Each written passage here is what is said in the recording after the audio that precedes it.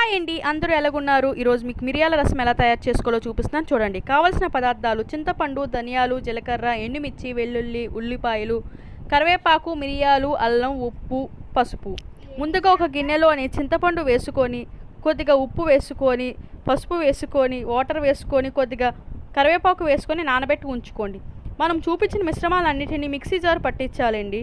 కొద్దిగా మిరియాలు, ధనియాలు, జీలకర్ర, ఎండుమిర్చి, వెల్లుల్లిపాయలు, పచ్చుల్లిపాయలు, అల్లం అన్నీ వేసి కస్సాపిస్సాగా ఆడించాలండి.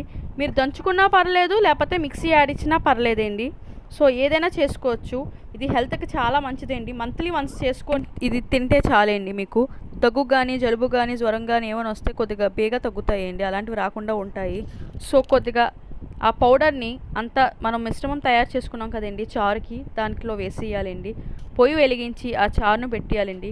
ఒక 5 నిమిషాలు అయితే బాగా పొంగులాగా వచ్చి మరిగిపోద్దండి. అంతేనండి, తాలింపు పెట్టేసుకోవడమే. మనం ఎప్పుడు వేసుకున్నట్టే కరివేపాకు, ఆవాలు, మినపప్పు, ఎండుమిర్చి, మెంతులు, జీలకర్ర వేసుకొని కొద్దిగా నేను పెప్పర్ పౌడర్ వేసానండి. దాంతోపాటు కొద్దిగా ఇంగువ వేసి తాలింపు పెట్టానండి. ఈ వీడియో కనుక నచ్చినట్టయితే లైక్ చేయండి, షేర్ చేయండి, కామెంట్ చేయండి, సబ్స్క్రైబ్ కూడా చేయడం మర్చిపోవద్దే. గంట కొట్టండి.